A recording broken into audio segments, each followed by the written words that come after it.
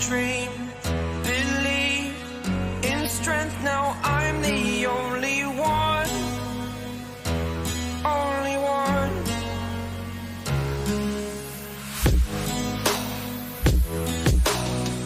I was an ordinary boy until I broke the rules. My life destroyed. Life destroyed. Until I walk awake, scream my mind, I shout, the ground shakes. How much can I take? My mind will break. Will it break? Can I take? Can I be your superhero?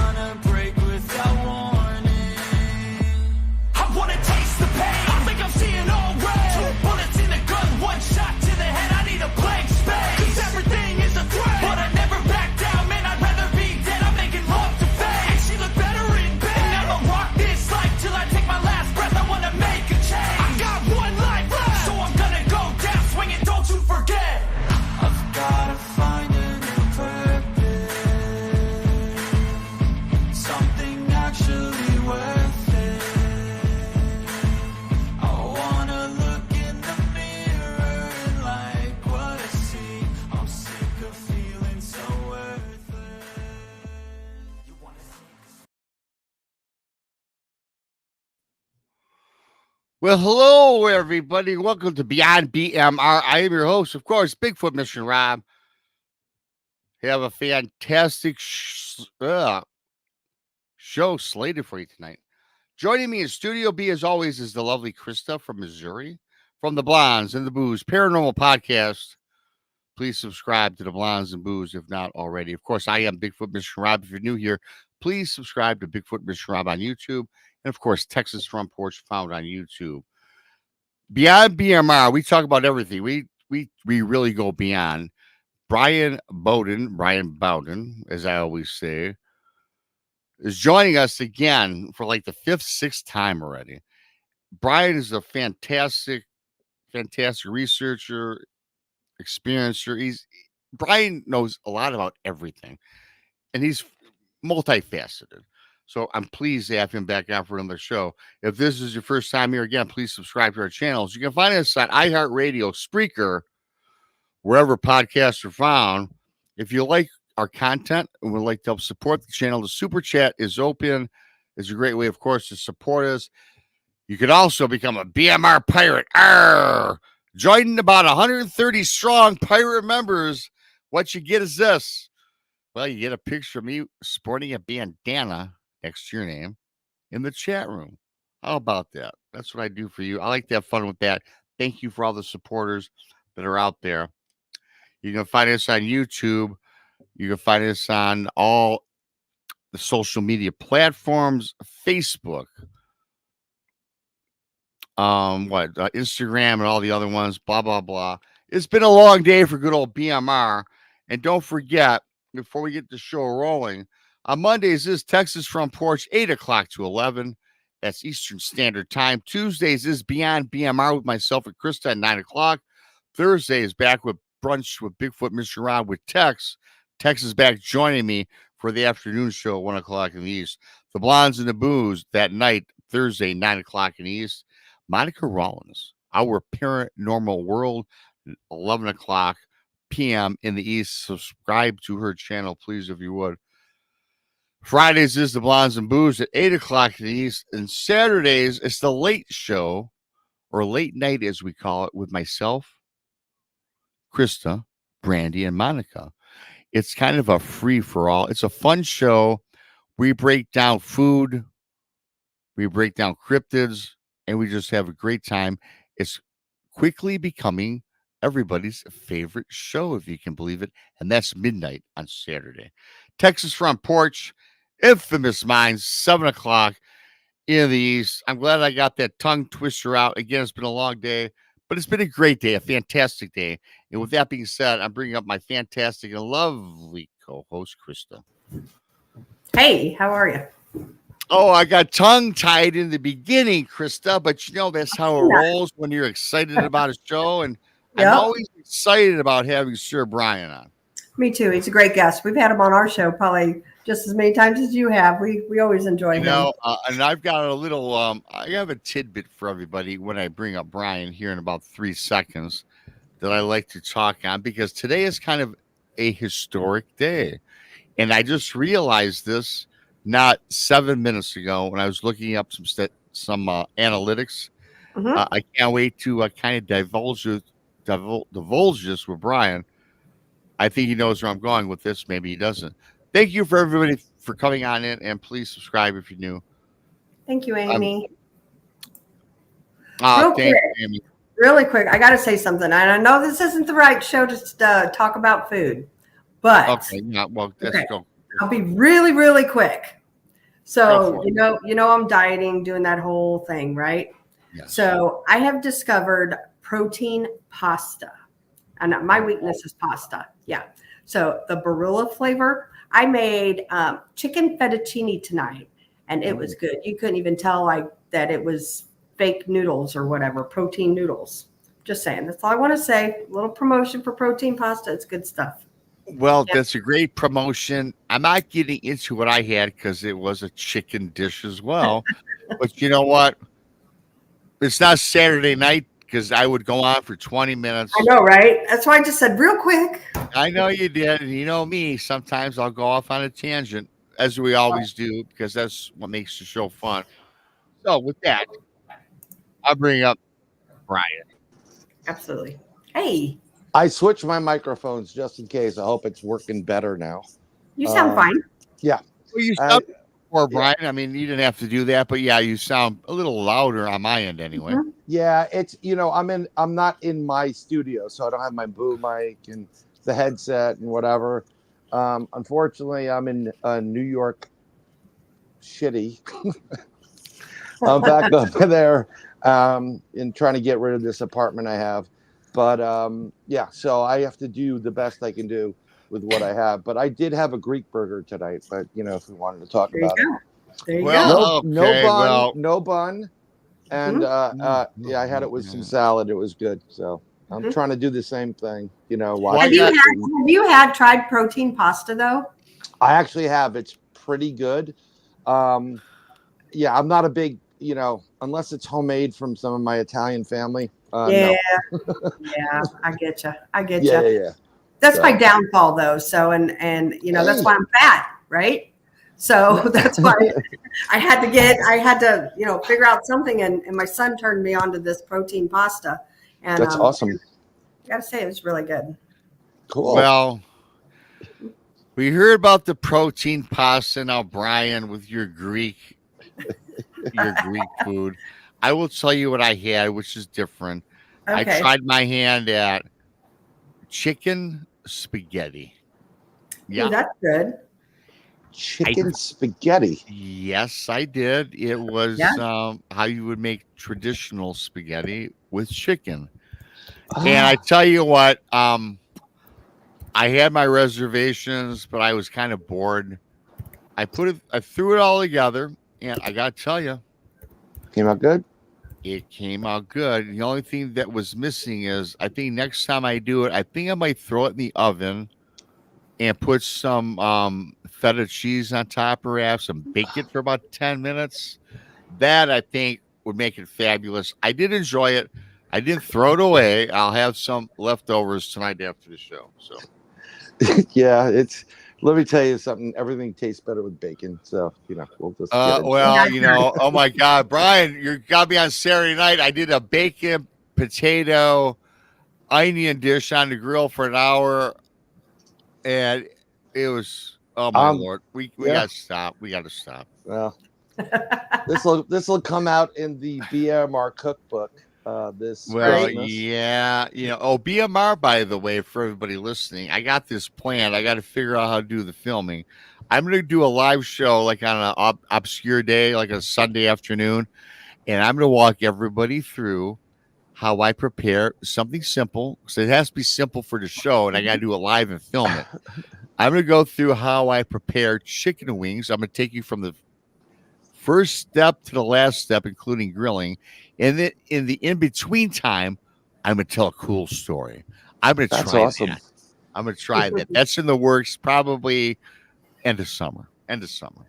That'll be great. So, Brian, I mentioned a little history and analytics earlier. I was stumbling earlier. Things going on, and now I'm together. I'm straight, ready to roll. I must say, you were my guest for the first time. I've been doing this almost 3 years now, and I remember what I loved about you for the first time. We're doing a show together, and I remember at the time we were doing the 5-minute break thing where you went in the chat room, Brian, and I remember this is from 3 years ago, and you started telling the people in chat, I can't believe that BMR only has 440 subscribers. You better subscribe, like, and share him out because he's going to be good one day. And the reason the reason the 440 rings the bell is 3 years later, I'm now at 4,400. There you go. And I know that you were a part of that in the beginning. And I thank you. And I will never forget that because for me, that's a great memory. And that's why I keep having to come back. Not only that, we've become friends over the last 3 years as 100%. And so thank you, man, for your support and love. It's a pleasure. You let me tell you, you do a great show. KRISTA, you ladies do a great show. Texas is a great show. And combined, I mean, it's like the forces of good working together in the paranormal, the League of Justice. But I'm looking at your chat. I'm looking at the thumbs up right now. You got 53 people watching, and only 43 people have hit that thumbs up button. Yeah, well, hit the thumbs up button. Yeah, it's not that hard. Just move your thumb up a little bit and go click. That's it. And it's free. It's free, but it also helps your algorithm, especially on this stuff. And I'm always about, positive vibe. You get more from honey than lemons. There are certain issues, but that's none of anybody's business. Not with you guys, but with other people. And I'll just say, people, you may want to consider not going to that person. How about you look into it a little bit? And that's it. I don't talk about people in the back end. I don't gossip. I just do my thing, tell my truth, and from my experience, and that's it. And if I can help, I help. And I thank you for that. I got to tell you, I'm really proud of the Blondes and the Boos and Tex, and myself, I guess, because you know why? You just made a good point. There's a million, probably 100 million paranormal channels, Bigfoot channels that are out there. And it's such a competitive place to get into. Yeah. And I really appreciate the people that keep coming back. And when I say this, I'm talking to not only the people in chat, but the people that are watching right now. I'm pulling up the stats right now. There's 294 people watching live and 55 in chat. That's awesome. And I'm proud of that. And there's a lot of competition out there. And I'm not about the competition. I'm about putting out quality product and having quality guests on and doing the best I can. But what I have to say about our chat, for myself, and Brandy can speak for herself and text. We have a wonderful chat room and wonderful subscribers. And oftentimes the people that don't participate in chat make up the bulk of our views. And those are the people that I also always have to give a thumbs up to, if you will, because they are the people that really have the driving force that helps the channels grow. So thank you to everybody. Oh yeah, I mean, I see it. I see a lot of friends and familiar faces in the chat room right now. And I say hello to all of you. I don't want to spend like the next half an hour going through, hey Kim, hey Danny, you know. But you know, when I was doing this a while ago, and we did it, I was on the Beards for a bit, and Craig ended that. I will have my own show starting up in September because I didn't want to start it before summer. I'm not going to be watching too much, so luck with that. But I did an interview with two buddies of mine, two brothers of mine. They have a show called Brothers of the Arcana, and you know, great guys. I love them. They're brothers to me. Did the show, and one of my other brothers comes and says, "Dude, your episode's blowing up." And I thought he said 5,000, views. And I'm like, "Oh, that's nice. That's a nice number, right? 5,000 views is pretty good." So then my other brother from the show, one of the co-hosts, goes, "No, your episode is blowing up." I said, "Yeah." He said about 5,000 views. He goes, "How about almost 100,000 views?" And I'm like, "What?" Wow. I'm not doing this to Pat. I'm blown away by this. So after I talk to him at night, I do a reading for him. I do readings every once in a while. And so I go on and I start looking, and a couple of his shorts that he has, one of them has been shared 4.4 million times. Wow. And then another one's almost 700,000 times. Wow. I'm kind of like, either I'm the new comical, whatever, or people are digging it, Yeah, you're doing something right. Congratulations. Yeah, and if those 4.4 million are following right now, you want to sign up for Big Michigan Rob Subscribe and subscribe to Blondes and Booths and Texas Back Porch. Sign up for all of them. That would be nice to get another 4 million, Well, so can you give us a sneak peek? Do you know what your new channel is going to be called? Or yes, 100%. It is called Third Eye Live, and it's going to be hosted. I am tired of going to, 6 different YouTube channels to manage it. It's all hosted under my YouTube profile, so it's Bryan Bowden, BRYAN BOWDEN. And if you go to youtube.com/@BryanBowden, one word, @ Bryan Bowden, there'll be an area there. You can subscribe to it, but it'll be under Third Eye Live. And what we're doing is, although I love paranormal, I do a lot of it. I love cryptids. I love going through it. There's other things in life. And I'm trying to bring in people on how your third eye, your consciousness, helps you to be and do what you do throughout life. So if you're an artist, if you're a musician, of course we're going to have card readers on and tarot card readers, and we're going to be able to take live calls. So I will be able to take live calls from the audience, call them up and say, "You're on the air.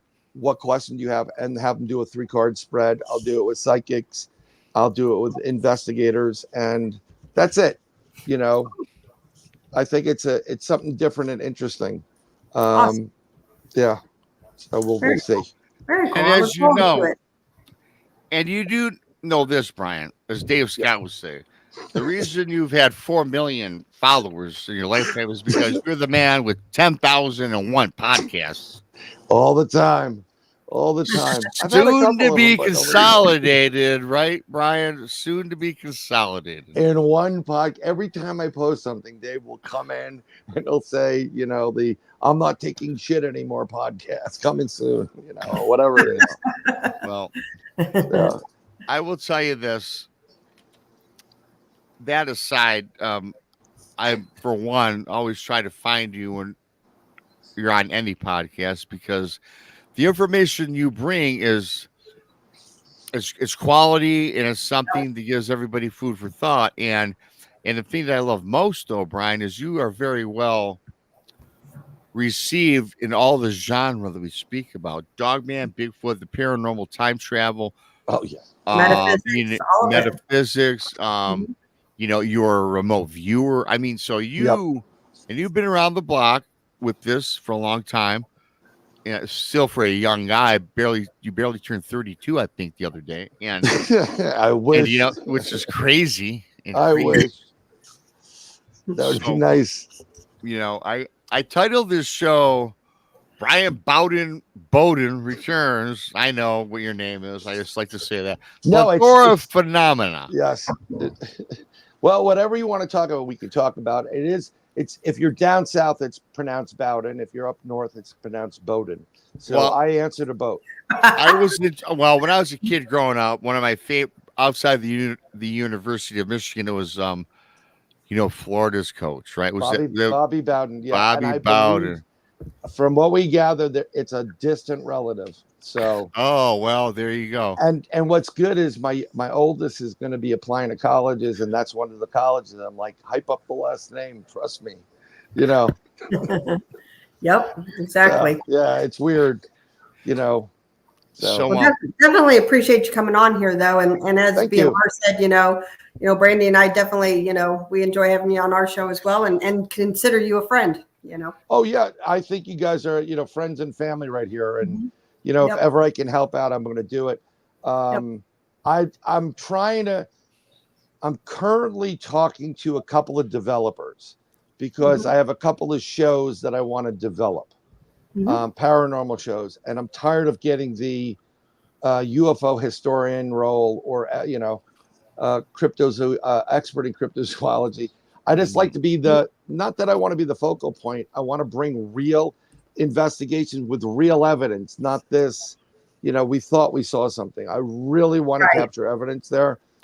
But so that's what I'm doing. And it's basically, hopefully it's going well. I'm knocking on wood. I think I got something where we may be developing, but I still want to come up to where you guys are, you know, where Texas, where you are, Rob, you know, with KRISTA and Brandy, and actually get other people involved instead of the usual suspects. Be awesome. You know? That's a great point, because before we get on with, you know, the crux of what everybody wants to hear, you know, I struggled for the longest time because the Bigfoot Mr. Rob YouTube channel, I just did that on a whim to make a video back, you know, in 2018, and then I was like, when I made a YouTube show, I said, well, I don't want to call it Bigfoot Mr. Rob because I did not want to be pigeonholed as the Bigfoot guy. Because the show is developed and enhanced itself and expanded over the years. We don't talk Bigfoot like hell. We talk Bigfoot 40% of the time. The rest is everything else, right? Right. And I was scared about being classified, like they say in Hollywood, classified as just a one bit actor or whatever it is. One trick pony. Yeah. One trick pony. But then I said I'm gonna change the name of the show. Now I have BeyondBMR, which is a name of a show, but you know, I said I'm gonna change the name of the show, and people said Bigfoot Mr. Rob is a staple. You can't change it now. So that's a tough thing to go against. I'm glad I didn't change it, because I think more and more, the longer you do this, people realize that the show is not just about Bigfoot; it's about everything. You know, we do shows now about food, for God's sakes. So. But the thing is, what would Bigfoot eat? Yes. Good question. Well, yeah, which is a great question. So we expanded past that, and I think all of us with KRISTA, Brandy, and Tex, we're more than just cryptids, right? Yeah. You know, we believe. I try to look at what the people enjoy, and people enjoy other things outside of this. So, and if you combine the paranormal, that's a bonus. Well, combining food with the paranormal is definitely a bonus. Yeah. So. Well, I don't know about you guys, but when we do an investigation, it always ends at a diner. Right. I'm not kidding. It always ends at a diner. You know, we're getting coffee. We're going through the notes, like what happened to you? What happened to you? Yeah. That's how it operates. So food is hey, we need it to live. True. That is food is everybody's language. Sure is. Late night at Denny's or the Waffle House somewhere. Oh my Lord! Again, but okay, we have Go Yeah. ahead, Brian. No, I mean, like, I've been in places and you start, like, I love these joint places where, like, you know, an old, like, diner or whatever. If you're in an area, you want to go there because it's the best way to mingle with some people. Hey, you've lived here your whole life. What craziness have you seen here? Have you seen anything crazy? You guys see any UFOs? You can come out with that, and I guarantee you're going to get somebody like, I haven't, but Carl has. He's been here since he was, you know, he's 100 years old and he knows everything. Next thing you know, you're talking to Carl and, you know, some people having coffee and he starts telling you where to go and what to do. It works. You know, I agree with that. I think that might be a nice little segue because I know we're going to talk about everything. Let me ask you. Everyone knows my bar was haunted. Let me ask you this. When going to these diners late at night, early in the morning after an investigation, have you stumbled across any diners where you got that vibration, if you will, that frequency where there's something going on here that's paranormal? I've been in a diner in Connecticut. I spent a lot of time in Connecticut. I went to summer camp up there, so we used to go up there and stay there. But this is the northeastern portion of Connecticut, right on the border between New York, you know, near New York and Connecticut and Massachusetts, actually. And we walked in, and it was like a 1:30 in the morning. It was open 24 hours. And you get all the crazy characters there. But when you walked into this place, something not right about it. It felt like something took place. You just kind of get, I can't describe the feeling. It's not really uneasiness. You like, something's up, something's wrong. Yeah. And the lights do flicker and you just feel this coolness, you know, something cold passing. And you hear the old counter chairs, you know, the ones you sit on ceiling, and you hear them squeaking, but no one's there. And you're like, we got to investigate this place. We got to go into this place. And because they've had, you know, down the line, that same diner, I've asked a couple of real locals who knew the area. And he goes, oh, that's the diner when so-and-so died in. I'm like, oh, so-and-so died in it. Right. Oh, he did. Yeah, he was sitting at the counter and he just, and I'm like, was he sitting on the left side? He goes, yeah, around there, about 3 feet in. And I'm like, yeah, guess what? He's still there. He's still getting coffee.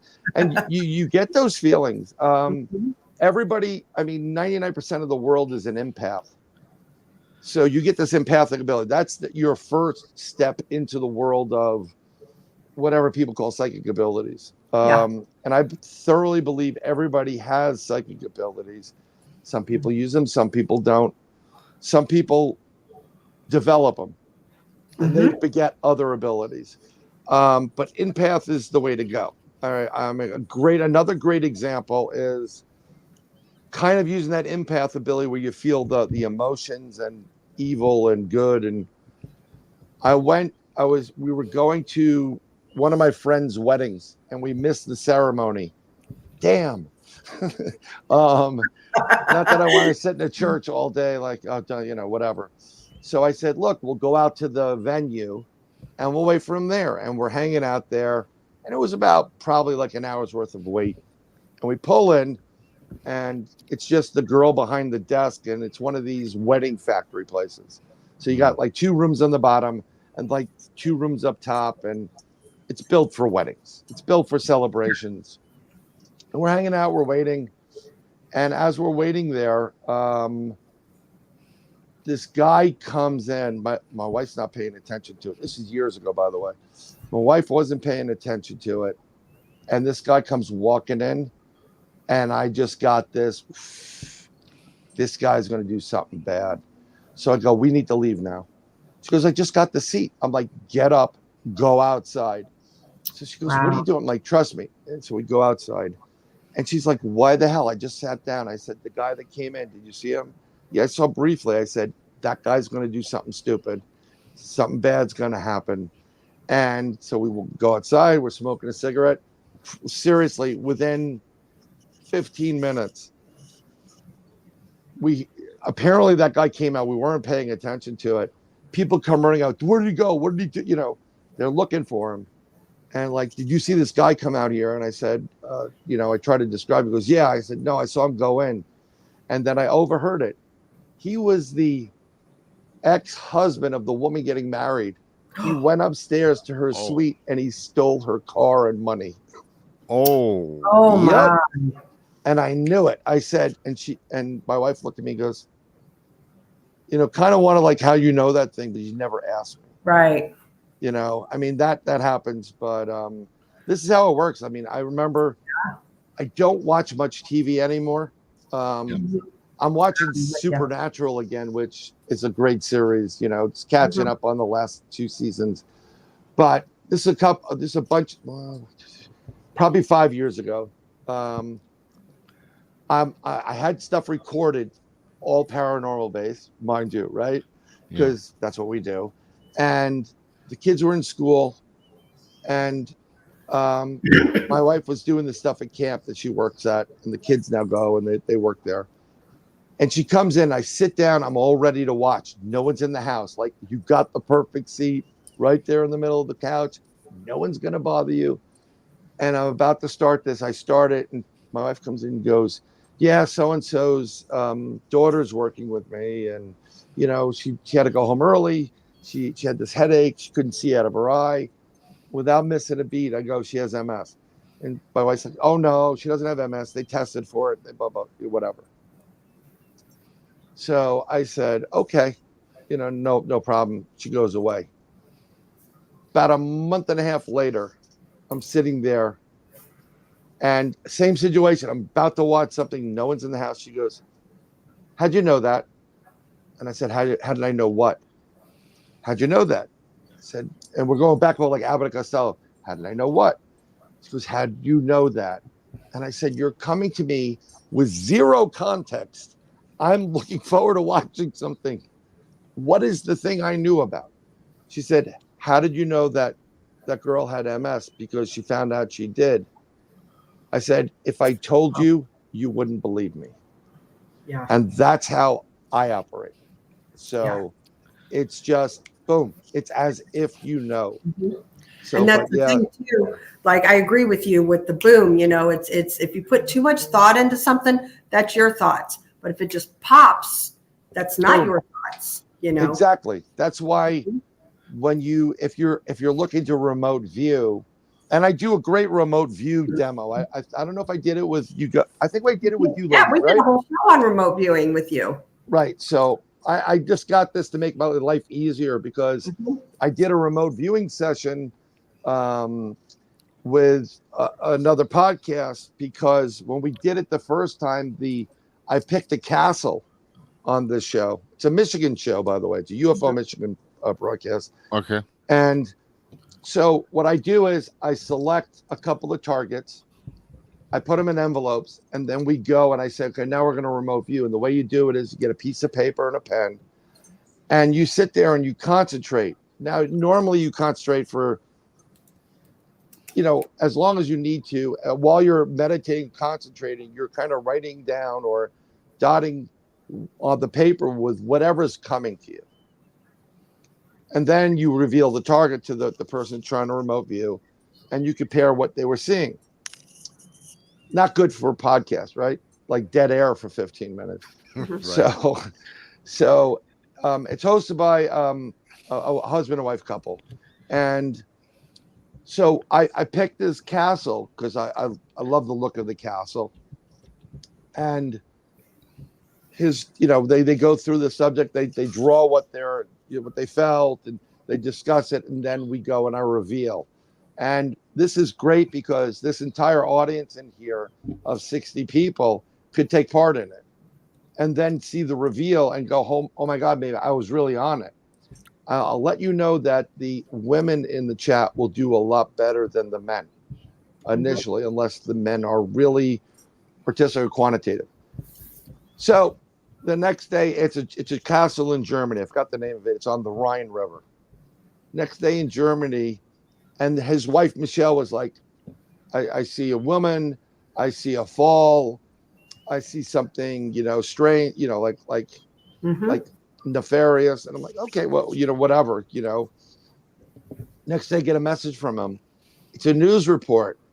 There is a guy, serial killer, that was there killing women and dumping them off that castle into the Rhine they caught. Wow. Yep. And we did it again. It was interesting. I didn't have the card, so I had I bought a magazine of like great places. And in that magazine, on the back cover, and I opened it up at Barnes and Noble, right to the castle page. Oh, wow. Same damn castle. So, yeah, I love doing that stuff because if you have friends, you can do this with friends. You can do this with kids. It's just a fun thing to do, to try to work on your psychic abilities. Yeah. And that will help you in your investigations too. So, T-Bone here, he asks a question. He says, please explain the women's scoring higher than the men. What is the reason behind that? Okay, I'll explain it very easily. They shop more than no. I'm joking. Women use both hemispheres of their brain versus men, which don't always use it. So we use part of the other one. No, I'm coming from. I love hearing a man say that. I'm just saying. All the women are like, damn straight we do, That's right. And so they're able to tap into more utilization of the brain product, whereas men don't. But the caveat is, if you're quantitative, if you're mathematical, if you're a thinker, if you're a designer or a creator, you're using two hemispheres. Right. And that's when it starts kicking in. Now you may not need to know this. So you're not going to use this technique, but there are plenty of people in industries that are actually using partial psychic ability to foretell a future event. And they're traders and people that trade stocks.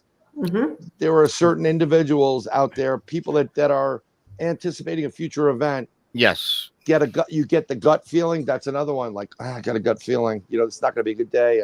We shouldn't go on that trip. So that's why it's two women do better. Yeah. I have to bring this up, and KRISTA probably has an idea what I'm going to say. But before I get, it's this little story that, well, it's not a story. It's an actual event that I witnessed and encountered.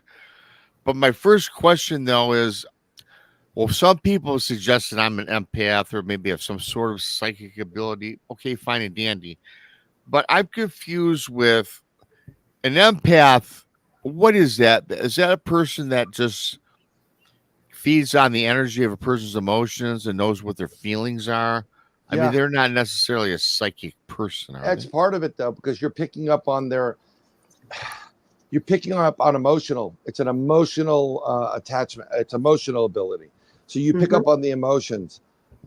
If you're really a deep, strong empath, I know some of them that cannot go out of the house because they can't interact with humanity. People, they pick up and it's not just picking up like, oh, they're sad.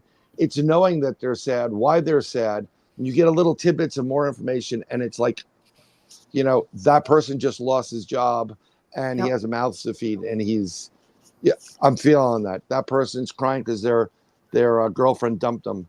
That other one is crying because the boyfriend dumped. I mean, it's that, and you own it. It's miserable. And KRISTA seems to think I have some sort of abilities, and she's gonna know what I'm about to say in a minute. And you've never heard this, Bryan, so I want your take on this. And some of the people in chat might have heard this. I got my Scooby-Doo shirt on. I'm ready. If anybody has followed me for any amount of time, you've heard this before, so bear with me. But Bryan, since you're on the show, I want your take. Sure. I've been through a lot of paranormal experiences in my lifetime, from ghosts to different hauntings up into the Bigfoot thing. So I've had a lot. I've spoken on it ad nauseum. Ghosts at my bar. being a little boy. But I will say this, one of the things that really got me, and it's not my favorite thing to tell people, but it rings true to this day, was when I was a kid. There was this kid, Jimmy, neighborhood kid and I think we were 6, 7, 8 years old, in between that age.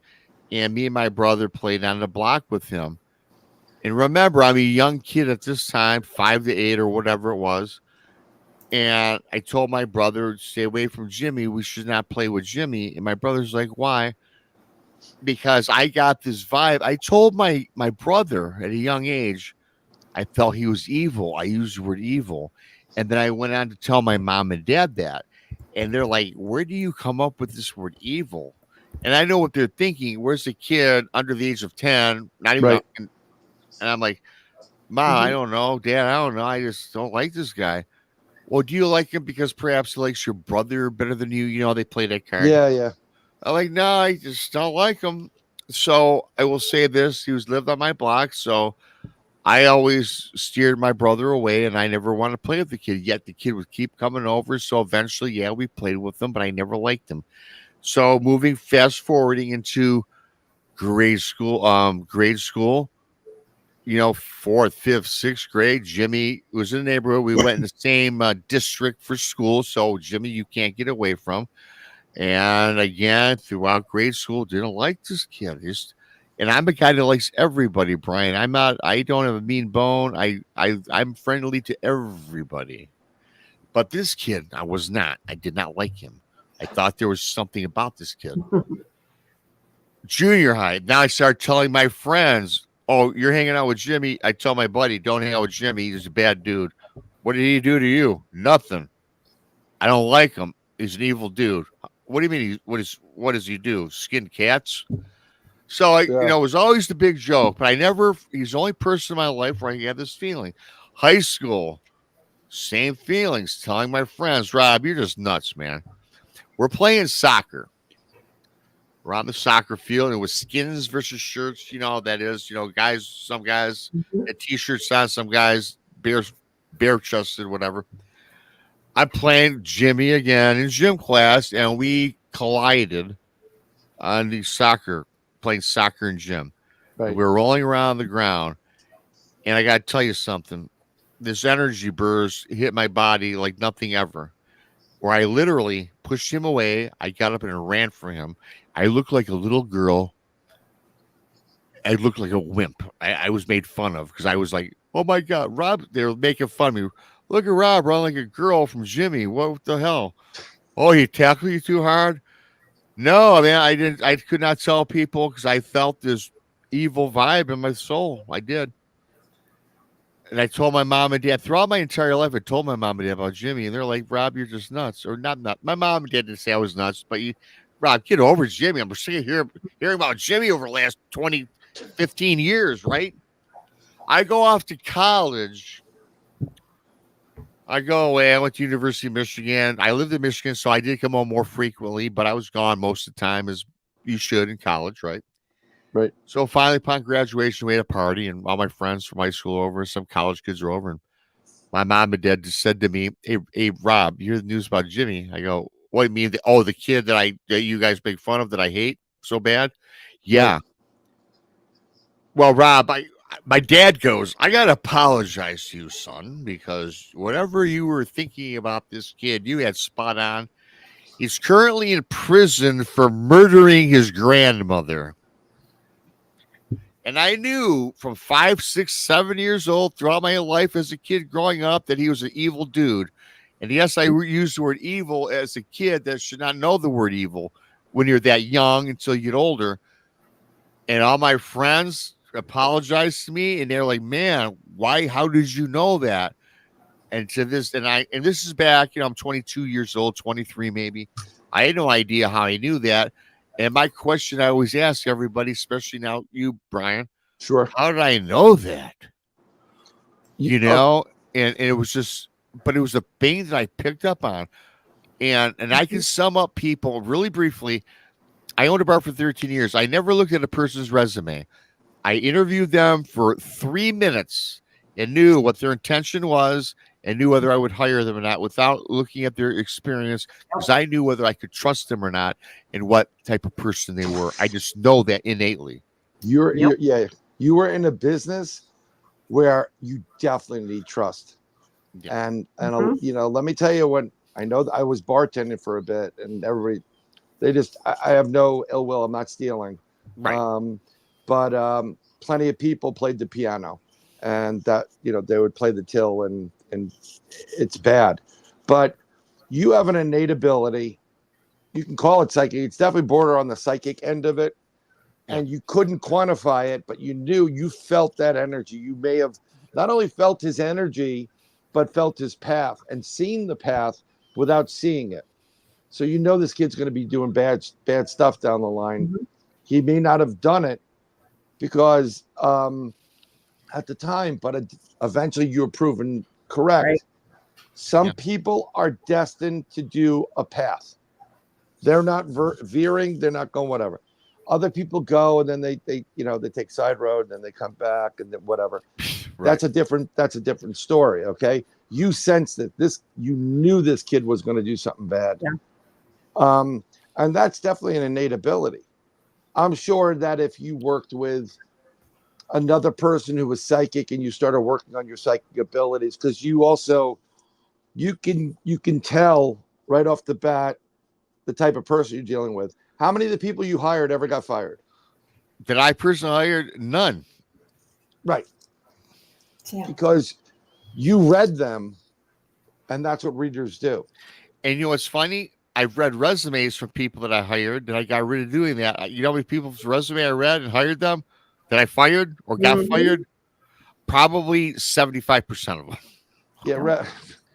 All resumes are one giant BS session. Right. Yeah. You know, and then what I love is, oh, there they are. Brothers of the Arcana just gave you guys $10. Thank in the you, chat. brother. Brothers of Arcana. Yeah, that's great. Thank you, Alex and Dave. But you know, it's just, you read these things, and the fun part about reading resumes is to see how creative they created the fact that they were an Uber driver. Now, sometimes that's like, and I don't get me wrong. You could be an Uber driver. I don't care what you do. Money's money. People are making it in multiple ways now, and it's great.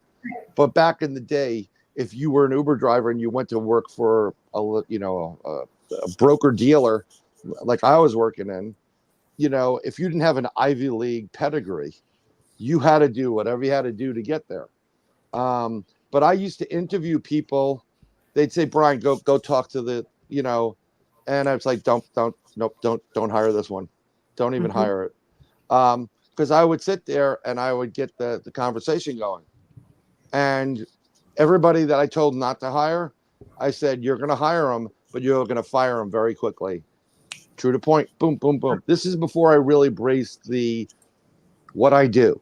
Before I talked to the psychic for our group, who's in Arkansas, and I said, I'd like to explore what you're feeling. And even though she said, you're psychic like me, I said, no, I'm a remote viewer, because I've been doing remote viewing. She said, no, you're psychic. So that was our little moment. But true to form, I am psychic. I do have abilities. I get new ones kind of all the time, or new experiences with them. Like, oh, I didn't know I could do that. And I actually spend a lot of time, believe it or not, blocking stuff, because your business, you know, KRISTA, your business, and Rob, your business, everybody here, that's your business, none of my business. Now, if they really want me to know it, because there's a threat kind of in there, I will know. I will figure, you know, someone will say like, bad guy, you know, like whatever the word is. The only two people I constantly are reading are my daughters, until my oldest turns 29. Yeah, or whatever. That's a long way away. I read them, and I read their friends when they come in, and they're fine in that situation. But everybody else, your business. you know. And it's actually, like doing the metaphysics thing. It's not ethical to read someone who's not Nope. agreeing to it, at all. In my opinion, I don't believe it is. No, I agree with you. Mhm. Your business and your secrets, it may not be a real secret. You may not have that big skeleton in the closet, but if you wanted it out there, you would have let it out there. It's none of my business. But if you come to me, I've had people come to me. I do 99% of a lot of free work, pro bono, whatever they call it. And I do have a list of people that will hire me. And I do charge a fee per hour. But when you come to me, I'm going to, don't get on the phone with me and just, all right, tell me. Tell you what? Yeah. I'm not that type of psychic that knows what your question is. You have to give me a question. I don't want to know the background. You could say, I need help with my career path. And then I'll go into it. And then I'll start seeing it. And then I'll ask you questions and it'll clear up a bit. Some people think because you're a psychic that, like they sit there and smile at you like, like a bobblehead. And like, well, how come you're not asking me anything? I'm like, I don't know what the hell you want from me. Right. Yeah. Yeah. I got one other thing to bring up. Then we're going to steer the conversation to a different Sure. subject, but which I love, enjoy. But I like to make a little variety out of it. But I got to tell you, only because you said this, and KRISTA kind of knows. I go to this mobile gas station all the time by my house. Right. And it's funny, and there's always a line. It's very popular. It's very busy, but it's run very well. It's a great store. Great. It's like a superstore, if you will. Right. And every time I'm in line, I strike up a conversation with somebody because you're in line and you wait probably, a minute or whatever. Yeah. But I always have people, and I don't know why. This one guy, he was a painter, and he taps me on the shoulder. I'm in line looking forward. He goes, "Sir, do you mind if I tell you something?" I go, "Yeah." And I'm standing in line. We got a couple, but no, can I take you out away? I'm like, what type of weirdo is this now? But yeah, but I'm intrigued though. I'm intrigued, but of course I'm gonna say yes. Yeah. And he goes, I don't know why I'm calling up and telling you this, but I've been painting this house, and you tell me if I'm going crazy, and I just felt compelled to tell you for whatever the reason about these ghosts. How he went in, he put up these tiles. Remember that, KRISTA? Well, he put these tiles up straight in a line, how they should be, much like what you have in the background. Well, maybe not. It's also a circle, but they were tiles. It was like a Mexican village, if you will, with houses, and it was doing the tiling in this guy's bathroom. He put them up, and he put them in there. And this was like maybe a few days prior to talking to me. Then he went to the mobile to get a drink and go back on his break. And he says, I went back, and I know that I don't drink on the job. I don't use drugs. And I know that I've been doing this for 30 years. And when I went back in this guy's bathroom, the homes were all upside down. Everything, the tile was completely set perfectly like he did it, but it was upside down. And that he goes, and then he went around to his employees. Did you guys do this? Which he knew they could not have because you know how tile sets, it starts to dry. So there'd be a mess. It wouldn't be It's not easy laid out to the do, way it's not easy to do, right? But it was just like he laid it out perfectly, but it was perfectly upside down. He goes, "You have thoughts on that?" And at first I'm thinking, why is he telling me this when there's 20 people in the store for one? Right. So I don't know if there's something, or I give off to people, and maybe this guy had a connection with me, but he told me that story. But he asked me, am I crazy? I said, you came to the right guy because I don't think anybody's crazy. I've heard crazy stories in my life. I did it. By the way, I'm a podcast for Bigfoot, Mr. Rob, YouTube. Check me out, blah, blah, blah. I did the marketing spiel. Maybe he already did. But you know what? Maybe. You never know. Because I do have my picture posted in the mobile, which is cool. And by the way, KRISTA, the bonds and booze are up in there, by the way, as well. Well, we appreciate that. I put that up last week, yeah. But yeah, that was so odd though, dude. I talk to odd people all the time. There's something, everybody, my wife sees it, my kids see it. I walk into I swear to God, I walked into meet my friends at a bar in New York City after work. And the minute I walked in, the two guys at the bar go, 5-0, let's go. As soon as I walked in, Excuse I me. was like, 5-0? Like, I look like a cop? Well, apparently sometimes people have told me, yeah, I do look like a cop. I walk into a CVS, I'm like, hi, how are you? I wasn't doing anything. They run out. Like, but you do give off, you may be giving off a vibe. You may be giving off something with someone, feels comfortable enough. Maybe they heard from another guy. Oh, the guy with the bandana. Yeah, he does all that Yeah, paranormal maybe. stuff. Right. Yeah, maybe. And Chris always tells me I have something going on, which I'm like, okay, Krista, but I have something that other people don't have. I don't know what. And I've yet to research it because there's so much in life to explore, right?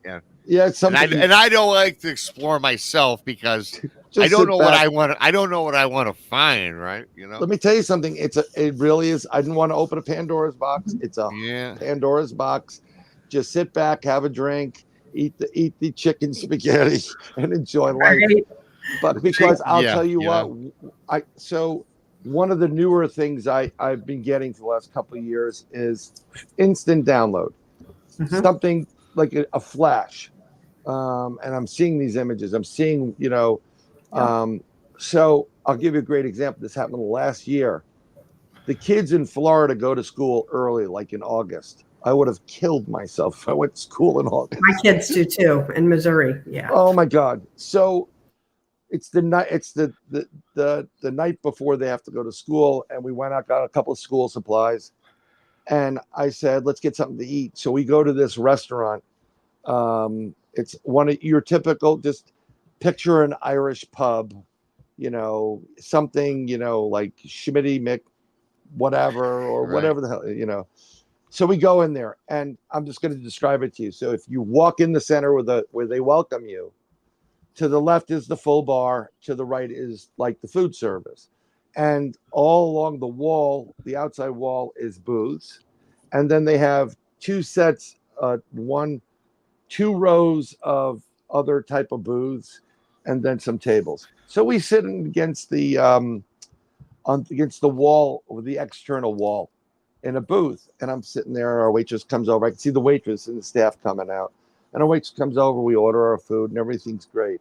And then in the one row over, this other woman comes out. Boom! Instantaneously, I see her at a bar. I see her talking to a gentleman who looks dark skinned, a little bit bloated, on a Latin side. 5 o'clock shadow, and it's closing time, and he's like, "I'll take you home. Don't worry about it. I'll take you home." She's like, "Well, no, She goes, "Look, I could just take you home." And then the next thing I see is her dead on the grass. Dead, staring straight up in the air, blue around the mouth. And I'm like, okay, what the hell did I just see?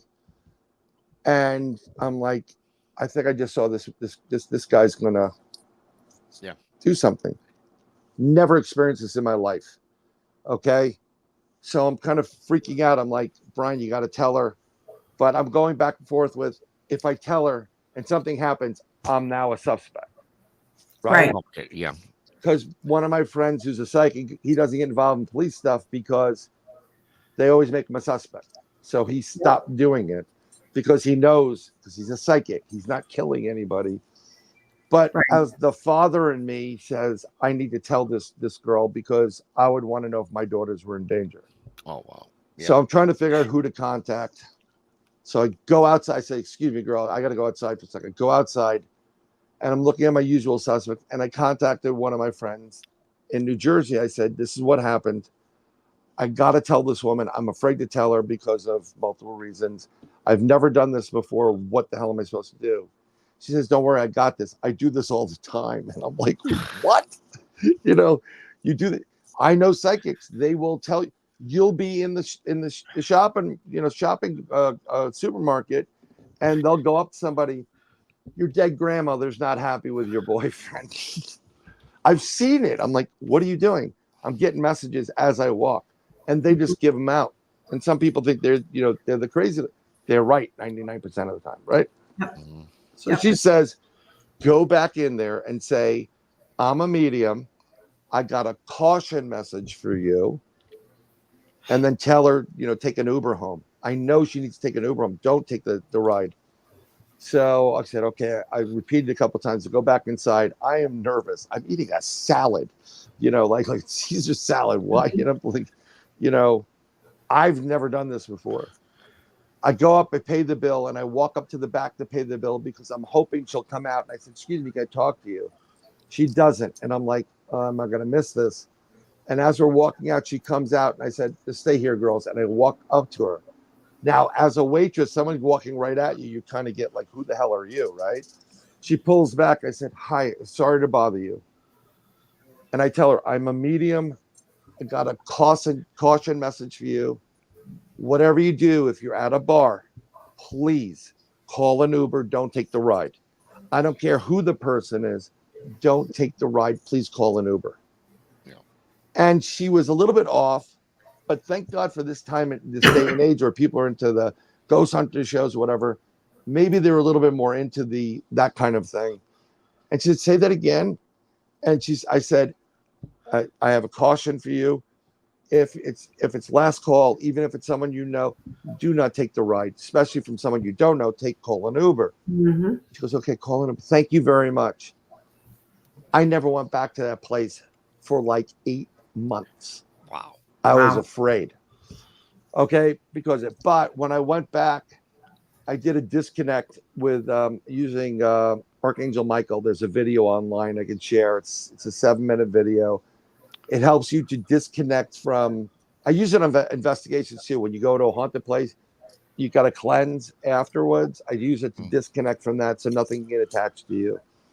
And on the way there, I stopped and I used what I do to see it. And I said, I'm not going to look into it. And I saw her dead so many times. I really started to work at the table. Like, am I really seeing this? Sat there and focused. I was seeing what I was saying. Mm-hmm. Okay. I do the disconnect. The next day I wake up, I feel a lot better. And then I sit there and I focus on this woman, and she's not dead at all. She's hanging out with family and friends and everything's fine. That's awesome. So I'm like, okay, cool. This is awesome. So Mm-hmm.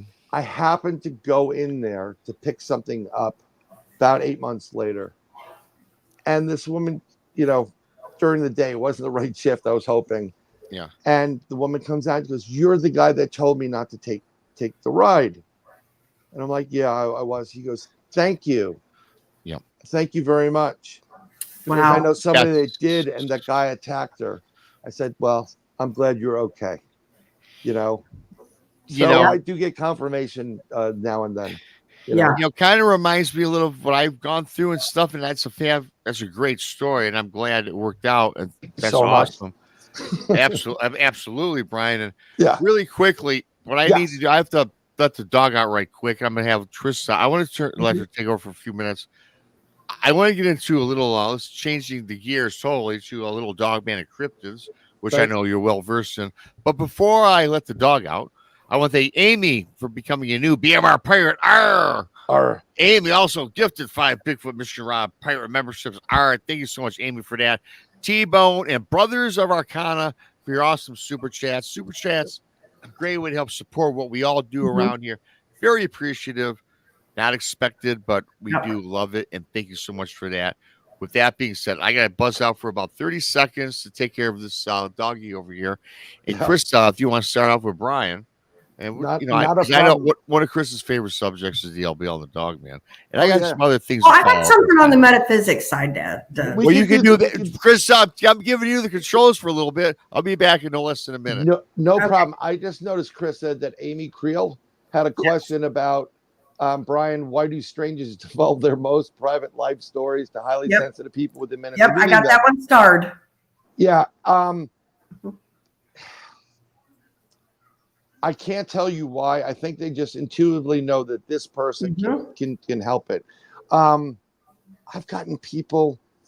I have so many people that have told me, like, so-and-so said you're really good to talk to. And I'm like, holy crap. look, I'll help anybody. I really will. Right. I'm not foolish. Very, I'm city, street smart, but I will offer the help there. But for some reason, people want to come and ask me for, the same thing that you were mentioning. Some people just get this vibe or feeling this person's going to help me. Yeah. And they know it. And, it also is, there's a couple of people that I've met that were very fearful of their abilities, didn't want to publicly, and we knew they had them. And sometimes the universe, and I've been told about, well, the universe wants you to do like, well, screw the universe. Bryan wants to do something different, but the universe will sometimes put you on the spot. Yes. Because you're supposed to go down a path. And if you keep recoiling, they will give you somebody that comes up to you and, you're judged on how you respond to it. So sometimes when, people will come up to you and they'll say something and it's, it's odd. I've had people that were, I'm going to put quotes up, psychics. No, they weren't. And Right. they're trying to tell me things. And I'm just, again, I'm not going to call you out, but I'm like, if you're a psychic, Rosie O'Donnell's a swimsuit model. That's, how I see it. So it's just how you deal with them. It's, And the thing is too, like you talked about a little while back about, like going to the store and people can't walk in the store. Yeah. And that used to happen to me many, many years ago where like I would just get a panic attack. I'd get dizzy and feel like I was going to pass out. And then I took a Sarah Lamos, she her very first class she ever taught, and it was in 2012. Right. And I did it. And I used to be on Paxil, and she we had to figure out that it was like everybody's emotions that's in that store that was getting to me. Some were happy, some were sad, some were mad, some were excited. You get all this going on. And once I learned how to deal with it, I haven't taken an anxiety pill. I haven't taken Paxil since 2012. Right. I am not a doctor, nor do I play one on TV. Okay. But it worked for me. There are people, and I know some of them growing up. They weren't depressed. They weren't. They actually were having, unaware to them, psychic or abilities, and they're picking up on these things. That's the empath part of it. And you're like, and you get your highs, you get your lows, you get your highs, you get your lows, because you're swimming in it. You're swimming in it. You can't look. I will tell you straight up. I go through Instagram. There's a couple of people I'm following on Instagram that are tarot card readers, and some of them are just awesome. They're real people. Like I'd be hanging out with you as well as listening to your tarot because you're just whatever. And I'm trying to get them on the show, but there's something about it when you see a cute kid video. There's this I forgot the girl's name, like the little kid's name, like Jenna. Do you have my phone? No. And then give me back my phone. And she's like, if you can't just make your happiness from that, I mean, it's really funny and it's a happy moment. It's a great giggle. Some people can't handle it because they see more than that. They go up to you and they're like, there are people out there that have abilities. I know that they're seeing that guy's going to die in 2 days. He doesn't even know it. How do you handle that? So then you go and you say, I'm going crazy. I'm a you go to a psychiatrist. I'm going crazy. Or my doctor says, well, maybe you're having anxiety. No, you're just a really good empath. And it sucks. Yeah, it does. No better words for it. Right. And what I learned to do is, you make agreements with your spirit guides. I don't want to see this, or I don't want to know this. It's not my business when someone's going to pass, between them and God or whatever, and people can make agreements with their spirit guides. And it really does work. It does work. I'll tell you what, I will only tell people that I know personally. And a lot of my friends, they see my videos like, wow, you're talking about you're crazy type of thing. I contacted a dear friend of mine. Something was wrong. I knew something was wrong with his heart. He just came in, so he's going to have a heart problem. So I contacted him and I said, listen, I know this is out there and it's weird. Please, can you please go to see your doctor and have him look at your heart? And he wrote back. He goes, yo, Bryan, I love you, bro, but this is like really weird and scary and freaky. And I said, I'll tell you exactly what happened. I had a vision of you. You're having a heart problem. I'm trying to warn you to tell you, go be proactive about it. Right. And I'm really concerned. And that when he wasn't a believer, he said, I'm probably not going to regret. He told me he's having a problem with his heart. I said, you need to go get that looked at now. He goes, well, I've been to the doctor. I said, you need to go to a different doctor. I'm telling you, there's something wrong with you. And he listened. And I've warned people. I've warned a dear brother of mine, fraternal brother. I had this whole vision. I met his son and daughter-in-law. Never saw them before in my life. I knew he had a heart, like some kind of either heart attack or something wrong with his heart. And I said, how's he doing? And in this vision, they said, he's doing great. Thankfully got to him. Thank you. And I said, okay, that's all that matters. And I woke up the next day and I said, listen, I'm going to see you at the lodge. Yeah, I sat down with him. I told him, I described his daughter-in-law and his son. He goes, you described my daughter-in-law exactly. I said, please go to the doctor. Right. So, and we meet on a Friday. So he goes, oh, I'll think about it. He was very cordial. And I don't know if he was going to go, but he's semi-retired. He works as a crossing guard. He's at his post Monday morning, crossing the kids. Some guy blows the stop sign. He runs across, grabs the kid, saves the kid's life and his own almost getting killed. Yeah. He goes home after work. He doesn't feel well. He remembered everything I told him. He says to his wife, take me to the hospital. He blew a stent in his heart. Oh my God. Wow. If he didn't go, he didn't remember, he would be dead. Wow. Yeah. Jeez. Wow. Wow. I love, if I can help you, I'm going to help you. Yeah. And, and don't get, I just want to say one more thing, if you don't mind. Yeah, no. Because this is just Mm-hmm. bugging the hell out of me. It's a little bit, you know what Bryan's mic is? Peter Griffin, right? Yeah. I post what I post. I have to disseminate information online because that's the source. Now, I'm a veteran of Facebook jail. Okay. I mean, the last one I got 45 days for a picture that was posted in 2018. There's no statute. Wow. So here's the thing. If I start posting if I post the date, if I post, check out the eyes on the DNC, if I'm telling you about certain things, I can't be there to tell you because I'm going to get banned. But if you put all the things I'm putting out there and you start doing a little research, it will lead you. It'll breadcrumb you to what you need to know. Yeah, I've been seeing your posts, and I was actually going to ask you about some of that tonight. If you care. But I'm getting someone contacted me, I don't know, again, on my friends list, but they didn't save my life in Vietnam either. And oh no, he commented on, or he or she commented on it. Well, are you going to feel like pardon the expression, a real prick if something happens, something doesn't happen that date? And I'll tell you this. I disseminate information.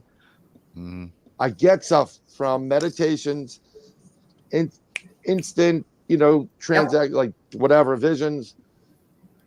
And I'm telling you, because I'm trying to warn you to protect you and your loved ones. Please heed them. I don't care about your feelings or whether you believe or not. That's not my business.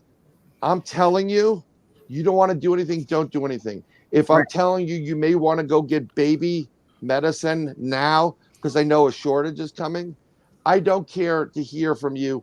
I don't give my kids that poison. That's none of my business. Right.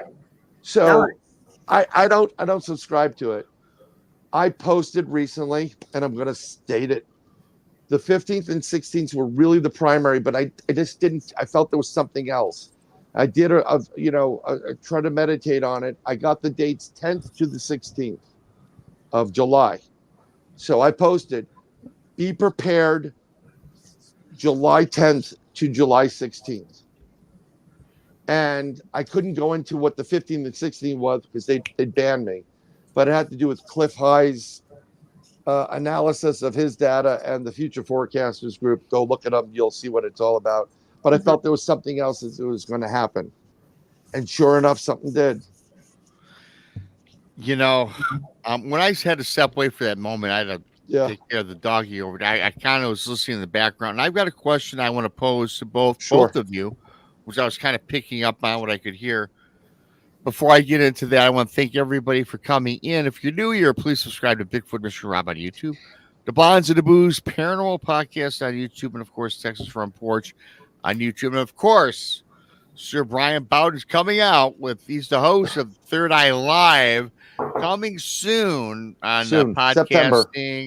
In September, podcast, YouTube platforms. And we'll talk a little bit about that as well, Bryan, which you did earlier, but a lot of newer people coming in. We've grown quite a bit since we started. But I got a question I would pose both of you guys. Yes, sir. Which I kind of I think I might have a little problem with this. And I think that I'd like Chris's opinion and yours, Bryan, about these folks these individuals can help other people cross over. And KRISTA, I heard her say something which kind of rung to me. Do you think that, and I know people help people to cross over, whatever that ability is, I don't know what the word is, okay? But do you think it's morally wrong, or do you think that we're stepping out of bounds for helping people cross over because perhaps it's not their time, or it's not in the cards, or it's not to talk religion, what Jesus or God wants? You want to answer it? Ladies first, KRISTA? I mean, my opinion is you can't, in my opinion, you cannot make a spirit crossover. Okay. You can, say, hey, go to the light or, whatever, but you can't make them go. That's my belief. So, I just, is it morally wrong? I mean, if it's about your intention. So if you're doing it to help this person who you feel might be stuck here for some whatever reason, then no, it's not wrong, in my opinion. So here's another way I just want to explain how a lot of stuff operates with me. Mm-hmm. I know some of the psychic, and if you're a psychic, you're a human lie detector for the most part. And I didn't get it until I get it. Mm-hmm. So if I'm hanging out with with anybody and they start telling me a story, this happened and, is it the car and this or whatever. If it rings true, if it's true, I will actually start seeing it in my mind's eye, as if I remember a scene in a movie, like, whatever. And everything they're saying is, I see it because I'm actually, it's like I'm watching it from a screen while they're filming it. That's how I know. If they're bullshitting, it goes, there's nothing, it's black. Right. So, and then again, I'm very polite, like, yeah, oh, cool. That's a good story, whatever. I know someone that crosses people over. And I think, like KRISTA, you can't force somebody to cross over. But I think when you get to, depending on how you passed away and you weren't received by loved ones, you're stuck someplace. And you're stuck in a situation where you don't know where you are. You're in the ether. You're in a room or a space with very little light, if any. You don't know what the hell's going on. Where's the power switch? What's going on? And to spend your life that way, or you're in that room and all of a sudden you see this beam coming down and it brightens and you're like, what the hell is that? And you back away from it. Because is that a laser? I don't know what the hell that is. No one came, to see me. So if you have the ability for somebody who's been stuck someplace since 1875 or 5 days ago, and they have no idea where they are, and they're unnerved and scared, and you can help move them so they can understand what's going on, they transfer back into the system, we'll say.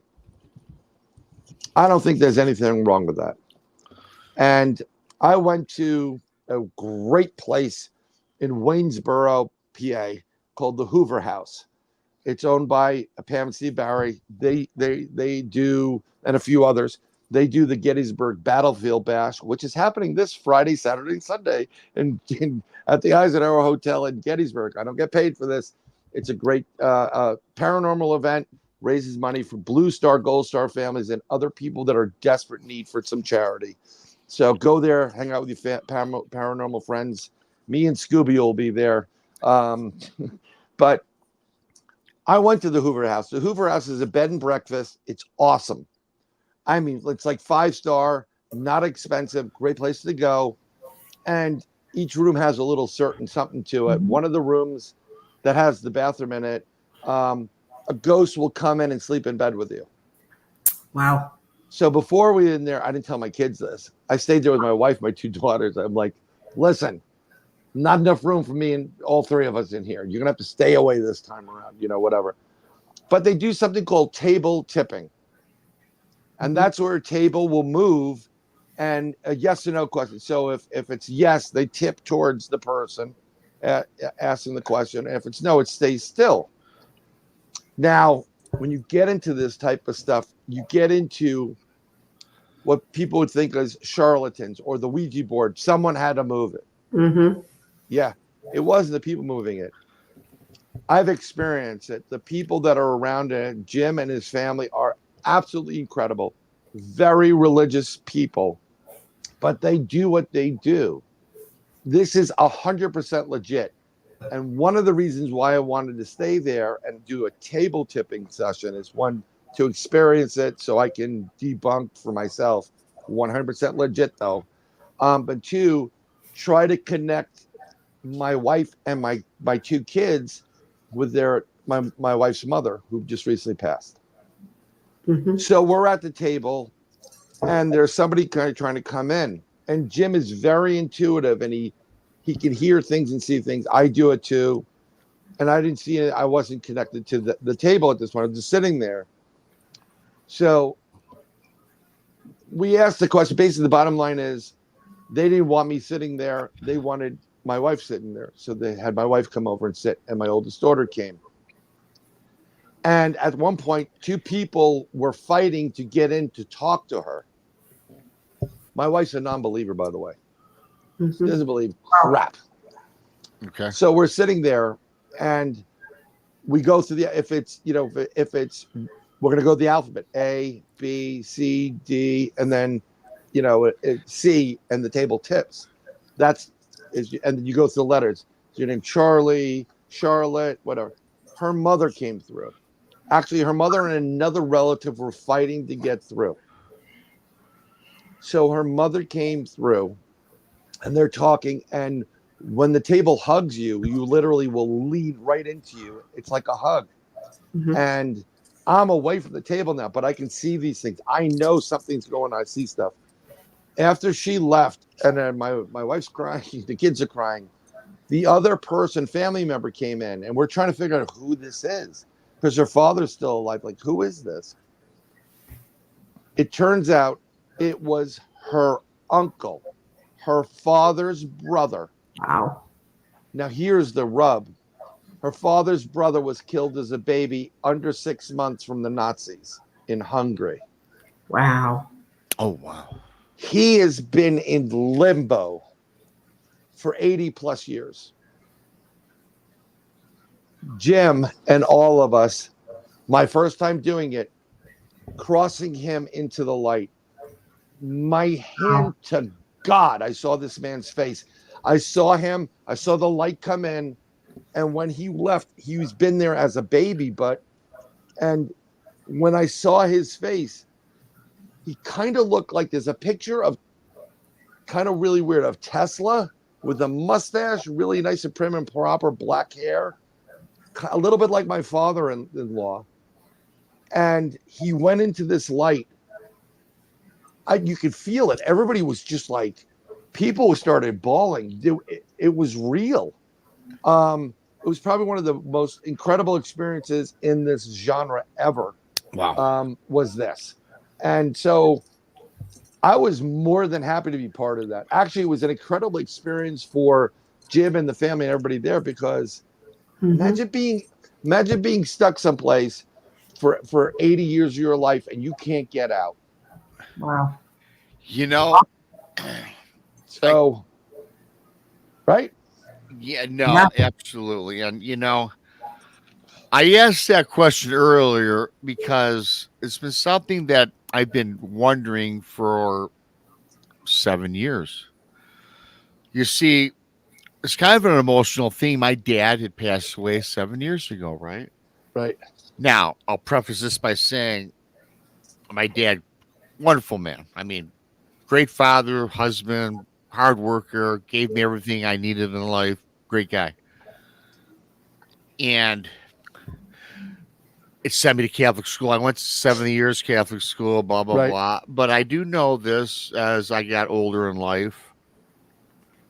And this is what I can't understand. Now, this is kind of on the religious side of things, right? And I'm not turning this into that.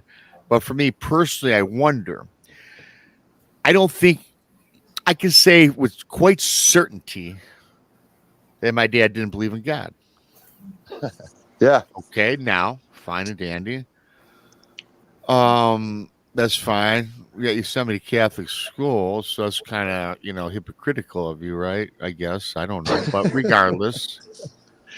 Just a little bit. Just So a my little bit dad, hypocritical. my dad, he went through a terrible time. 2 years of his life was terrible, and I prayed for the Lord to take him. And then growing up and in with, you know, in the Catholic realm in schooling, and we're talking about crossing over and purgatory, right? Okay, here's what I got to bring up here, and I got something else to follow up with. Sure. The day that I knew the day he was going to die, he pretty much told me, and he said, "Robbie, go grab my slippers from my bed at the house. I want you to have them because I don't think I'm going to see you in the morning." Well, that morning he died. Yeah. That prior night, my Aunt Sandy, a devout Catholic, devout into all this, went over and gave him a scapula. Supposedly, if you wear the scapula, it will save you from the pits of hell. Right. My understanding. Okay. Mine, whatever it is, I don't know. So ever since then, every night I pray to God that wherever my dad's at, take him to heaven. If he did not believe, because I was brought up, if you don't believe in God, you're going to hell. That's the belief I was brought up on. And whether it's right, wrong, or indifferent, don't matter. That's my belief system. So I always pray to God that, hey, take wherever my dad's at. I want to make sure he's in heaven, because one day when I cross over or die, I want to see my dad in heaven. I want to see him like we're all supposed to, supposedly, right? So, and then I had a dream, and I'm not getting in this dream. It was with my dad trying to help me. And this is a long story. KRISTA, you know what I'm getting at. My dad was helping me out of a situation.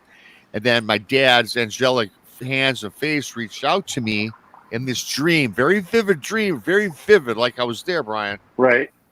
And he goes, "I will help you get out of here." And then it was my dad. I grabbed his hand. It felt, and I could feel this in my body that it was a cold hand. And then he turned into like a demon and said he was taking me to the lake of fire. And I woke up literally in a cold sweat. So this happened about 4 or 6 weeks ago. I did a story on it, by the way. It's very long. It's more detailed than what I just said. And I just can't get it out of my head. And I pray for him. I say to God, bless him every night.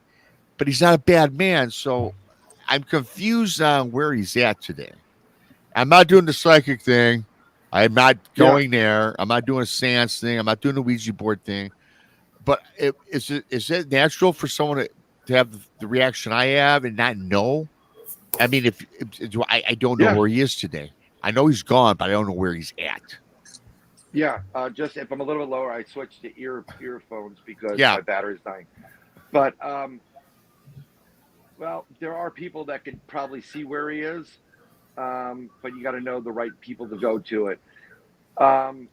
I think that's your worry, psychology-wise, psychological-wise. Like, where could he be in hell? We grew up this way. If he didn't believe in God, you're going to go to hell, right? So I know from my Catholic friends, if you don't believe in God and believe in Jesus, you're going to hell. So Yeah, right. that's the fear. It's like, oh well, Yeah, right. You're done. is what it is, Yeah. But okay, so there are really, and then it depends on the person. So sometimes you go through the pennant portion of like you should be going to a different level and not up but down, but they're going to let you suffer in real life long enough, and then you're kind of paying off some of the penance that will get you in the bottom level of the club. Some people do such great work in evil, they go straight to where they have to go. Yeah. And whatever. And so I think that was a little bit of worry on your part. Right. Is my dad in heaven or hell? Yeah, Now, I think so too. yeah, did he actually help you, or was that just a vision? That was a vision. It was my dad trying to help me get out of where I was. I was in this bad situation. He tried to help me, and I trusted my dad. But then he turned, he morphed into something sinister looking and said he was taking me to the lakes of fire. And then I woke up. Yeah. Well, I mean, in normal life, if you have a normal family, and my family's normal. My dad's a great man. No, I'm just saying, in a normal family, if you were in trouble, it doesn't matter what it is. You go to your parents. Yes, correct. We tell that to our girls. It's like, listen, I don't care. You come to us, and we'll always be there. Yeah, will we be disappointed? Probably. Deal with it, and we're here to help you. We're not here to throw you to the wolves. Right. So I think that's why you were looking for that person that was always there to help you, and he came in a vision. But then part of you like, well, is he in heaven or hell? And then I'm going to take you to lakes of fire. And be like, no, I'm good, Dad. Later. Yeah, well, New dealer. Let's move on. It could have been just that you were like not knowing where he was, but I'm pretty sure. I don't know your father. I don't know what it was like. Yeah. I'm going to assume, as a normal human being, he didn't go out and kill people or do things. Yeah, I know. Right. So, yeah, great guy. I mean, upstanding. I model myself after him, except, I have different belief. Well, and it's fine. See, I grew up in a belief. Well, I was born into something. I don't subscribe to it. I have my own personal relationship with God. I'm an ordained minister, and I include, prayers from the Old Testament and New Testament in there, and some other Eastern philosophies and what works. But I do have a personal relationship with God. I don't need, me personally, I don't believe you need to go to a building or a church. You can pray anywhere and have a connection. Me either. Right. I don't believe that either. But I do believe there is a all-powerful being. I do believe in a God. Okay. And it's interesting when you get to people with near-death experiences, a lot of which are atheists. No, God doesn't exist, whatever. And they get there and they may meet Jesus, or they may meet something they call God, or they go through this whole process. They meet some angelic beings. It's not your time. We're sending you back. And their whole world changes. Okay? Big time change.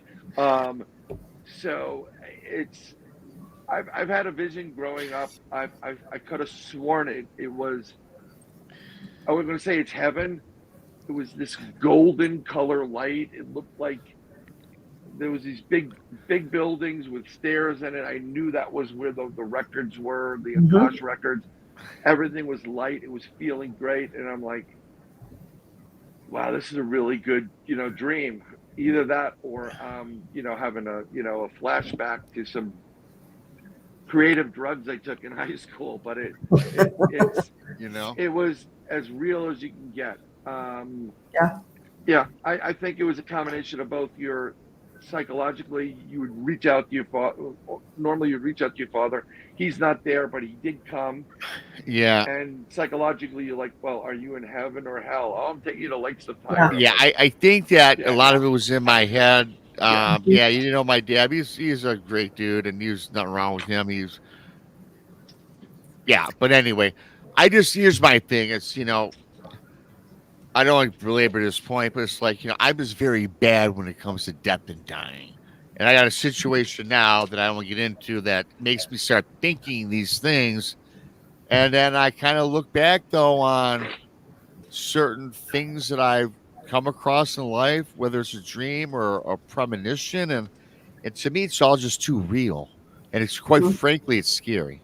It look, death is really if you only understand, not that I'm, Yeah, I made peace with my maker, and I'll explain to you that when you move from this meat suit and you transition to the source again, back to heaven, yeah, it's really like being reborn because there's no worries, there's no debt, there's no BS, there's none of this. You owe taxes, and most of the people that go and experience that, this love there, it's like it's kind of hard to explain, and they come back and they get depressed because this place sucks, for lack of a better word, and they want that, like, but you're sent back to do something. You're not your time. You've got to go through a purpose. I had a really good friend of mine. I met him at work a bunch of years ago. Really tall kid, younger than me, and we would just chat. We would go outside, smoke cigarettes instead of being at work, and chat. And about four years ago, during the sea event, he started to get a little bit more religious because he was praying a lot more. And he said I would get nervous because he'd be at the edge of the bed praying, and when he'd pray, he'd feel this like vibration and feeling, and it kind of like a wind, and it was kind of enclosing on him. And just before it got to his head, he'd step out of that vision or the dream or whatever, and it freaked him out. And then he told me he started praying because he had these dreams that he was in a room, and all of a sudden fire came around him, and he's trying to get out, please help, and he thought there was like demons or something like that because of what's going on in the world. But we talked about other things for hours. And so I got what he was doing. He was literally connecting brain, body, mind, heart, soul. That is how you become one, and you connect to source. It's really important. If he would have let that happen, it would have been a hugely different world for him. He would have been like in God's light for the most part. So I told him that. So as far as the other thing is, I know he's a God-fearing man. He puts his faith in God. Everything's great. He wasn't feeling well, so he's another guy named Rob, by the way. And Rob was like 6'7". And I told him, I said, brother, if you don't go to a doctor, I will drive out to your house tomorrow. I will drag your 6'7" frame to a doc in the box. You got to get checked out. You'll get some antibiotics. It'll all be good. He kept resisting. So eventually he couldn't resist. He called his brother. His brother took him to his brother's doctor. And the doctor says, nope, you got to take him to the hospital. So they go into the hospital, and he has lesions on his lungs, his spine, and his brain. And they're going to treat him, whatever. And my last conversation was on a Wednesday night. We kept talking, are you okay? He said, I'm scared, man. And I said, I know you are, brother. But you remember, you put your faith in God. God will be there for you. He goes, thank you. I said, I love you, brother. He said, I love you back. And that was the end of the conversation, roughly about 7, 8 o'clock at night. Well, I'm sitting in my kitchen in my apartment in New York. This is where this all took place. And it's late. It's about 11 something. I get up to walk out of my railroad kitchen to go to the restroom. And as I'm walking out, I get in the corner of my eye. I see my friend Rob standing there with a big smile on his face. So I stop immediately, turn around, and I'm looking. And I'm like, and it kind of hit me like, I think I know what happened. So I go, whatever. A couple of days go by. It's a Friday now, and I get a phone call from a Connecticut number. And I don't know if you've ever had this before, but when the phone rings, you say, I really need to pick this one up. Yeah. Well, I picked it up. It was his sister. And she proceeded to tell me that Rob passed away on Wednesday. Man. Wow. And all I did was talk about you. So I was like, it still bothers me. I miss this guy to death. He's a really, really great human being. And they invite me to his, I think it's like a viewing. So I drive all the way up to, upstate New York to be there with a couple of his friends. He didn't have many people there. I meet his brother. his family and his mother. I said, I'm thankful for your son. Mhm. I'm sorry that, of this. This is not how I wanted to see him. I felt I've known all of you. And they all said the same thing. He always would talk about you and how wonderful and your spiritual conversations, your political thing, and he really wanted you to be here. And I said, well, I'm very sorry. So I went to the back to talk to two of his friends. And I'm thinking like, well, I come up to this way because I do a lot of Bigfoot stuff where I am, where he was. I said, at least I'll be able to go visit him at the cemetery. And that's when his mother or his brother said, thank you for coming to the viewing. Tomorrow, which is Rob's birthday, mind you, was his birthday the next day. Rob will be cremated. And it went boom, it hit me. The vision he had of the fire around him. Oh yeah. That was him getting Yeah. cremated. Oh, wow. Wow. Yeah, that's But you know what? It's really weird. Sometimes people have like your father said, I'm not going to be here in the morning, so get your slippers now. And a lot of times people that are family members come and they come to welcome you in. Like my uncle passed away. He had a choice. Yeah. He had a choice at one point. You could live and go through a lot of crap, or you could pass on. And I knew what was happening. I saw his parents come in. I saw it sitting in my kitchen. I'm like, okay. And then they said, yeah, my Uncle Sidney died. I'm like, yeah, I'm sorry. I know. yeah. But I can't tell people that because they think you're crazy. My dog, I saw somebody say pit bulls are awesome. I had a bull terrier. He comes around all the time, and the bastard leaves hair. That's how I know The he's bastard. swear to God. We don't have any dogs in our new place in Florida. And I know my kids go, I think Jake was there. And I'm like, why? I'm like, well, I felt like you sitting on the bed. And I had a feeling I had that smell. There was a certain smell he had. And then I'm going to walk on my brand new carpet. And I'm like, ow, what's sticking me? And I pull out one of the white hairs. And I'm like, son of a bitch. Dude, can you come back and just leave your hair elsewhere? But that's the way he shows, that he loves you. So, Yep. yeah. I gotta tell you, Bryan, I'm glad that I named this show Plethora of Phenomena because that's how our shows go when you're on, because that's why I love having you on. And I gotta tell you, we didn't even touch any cryptids, but I gotta tell you, Yeah. and no, Chris, I know that you're gonna want Bryan too. So October, Halloween time, Bryan, we gotta do creepy cryptids, and I know Chris is gonna have you Sure. on too as well. So we'll work that out. But I learned a lot again today, and some of the things, I went a little different with my questions and asking of you because it's some personal things that I'm still today trying to work through, and I think you're a great guy to talk to about, and frankly, I the people in chat need to hear, what I'm all about and what I've got going on in life, and that's why I love having you on because you really are. I don't want to use the word authority, but you know a lot of. You're knowledgeable and yeah, just thanks for Yeah, the word. You're really well versed in all these fields, and that's why I always love having you on. I appreciate that, and I thank you for the kind words. too. I've been told like, oh, we have an expert. I'm like, whoa, back up, buddy. Yeah. There are no experts in this field. Agreed. There are people with a lot more experience than you. And I posted something recently on Facebook because I got some stuff, and I'm just dropping things. So many different things are happening at once, and there were peeping Tom Bigfoot photos. Well, someone I know in upstate New York said they're bogus, and went into a little more detail. What I would not post on Facebook, but the guy that did it is a really bad SOB, and they're fake. And people are like, why would people fake that? I'm like, well, why do women fake orgasms? Because they can't. Only joking. I'm joking. They do it because they love us, Bryan. They fake them do. because they love us.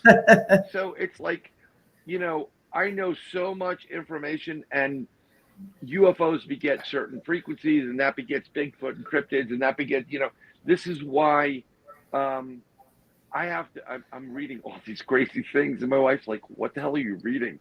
And I'm like, you trust me, you don't want to know. You know, I'm reading, you know, the Book of Enoch again in different formats. I'm reading about hieroglyphics, and there's different disciplines and theories, and you have to take it all in. But when you start reading something, you hear about vibration, and you're like, wow, that worked when we did this, and it overlaps. So I'm just giving you straight up information. When I'm wrong, I'm gonna be the first one to admit it. I don't have the pride thing. If I post something that's like, no, that's wrong, I'm fine. Admit it. I'll do it. Right, me You too. know, this is why when we do research, when I do my research, Yeah. I throw up the raw video because I Yeah. want you, Rob, and you, KRISTA, and Brandy, and Tex, and everyone, Paranormal Paul, and T, and Be Kind. I want everybody to play Paranormal Investigator with me. Yeah.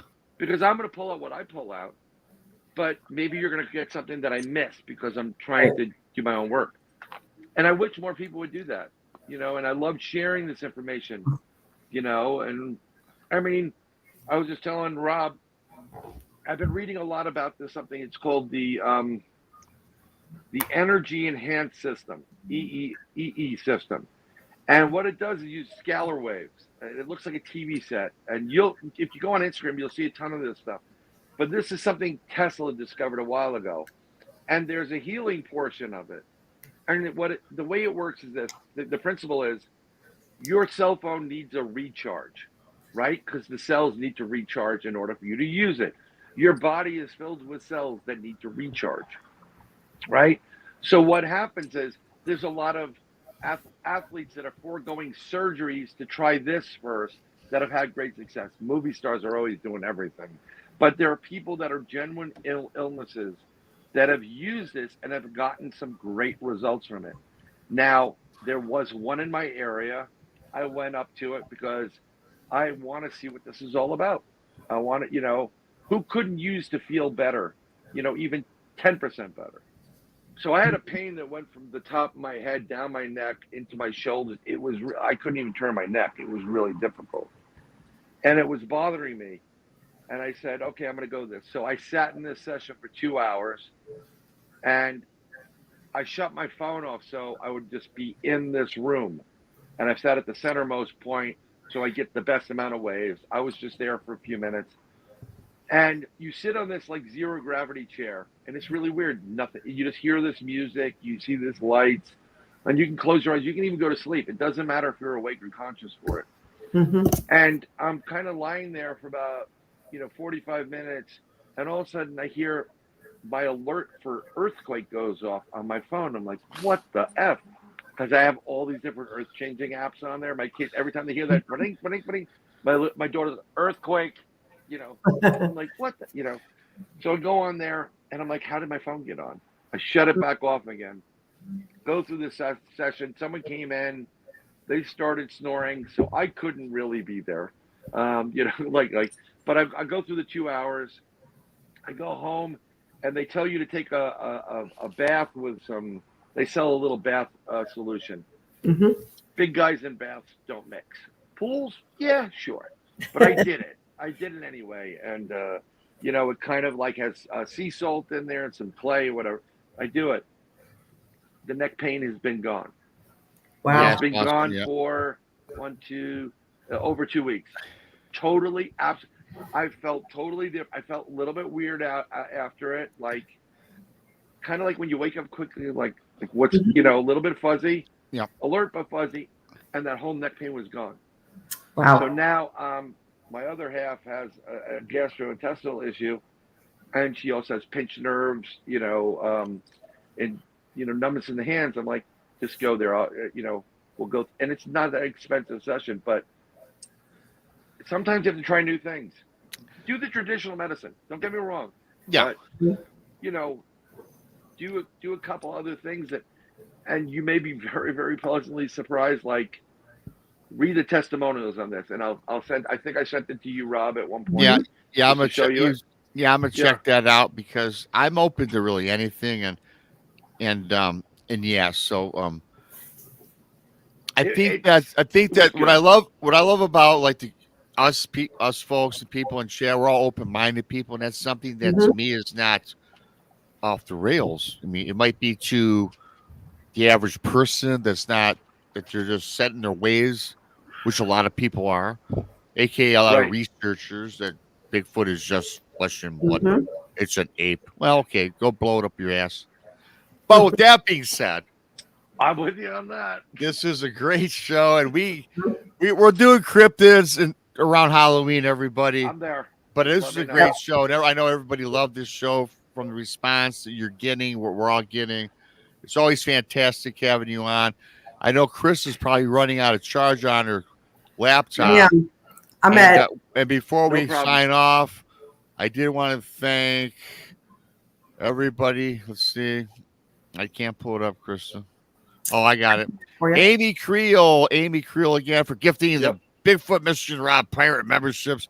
T-Bone Brothers of Arcana for your support with the super chats. That's awesome. I do love that and appreciate each and every single one of you. I appreciate all. If you're new, subscribe to Bigfoot Mission Rob, Krista, Blondes in the Booze, Texas Front Porch, Bryan in September, Third Eye Live. Yes, Check sir. him out because Bryan, you're gonna take off with that. It'll be 10,002 as far as podcasts go, but this will be number one though. I think I got a feeling. Well, I got a gut feeling. I'm dragging all of you onto my show. So Yeah. individually, Well, but you're yeah. coming out. Oh, Yeah. Diane Boss, member for 6 months. Thanks, Diane. Oh yeah, I'll dude. You've been on my show half a dozen times. Chris is Yeah, probably I wanna close. flip it. So we'll talk about some stuff. But We'll it's going to do- be fun and entertaining, and it's Awesome. funny How we do because it. people were Forward to it. talking. It's funny because they were talking about Bob Seger, Detroit. We'll just turn the page yes, on sir. that one. What a great way to end the show. Bryan, love Yes. you. Krista, love you. Love Thank you, everybody love in you. chat, Much everybody love, listening blessings. later and whenever it is. And until next time, for BMR, for Krista, for Mr. Bryan, Sir Bryan Bowden, I got to look for the extra, and I just found it. Have a great night. Thanks, Bryan. See y'all.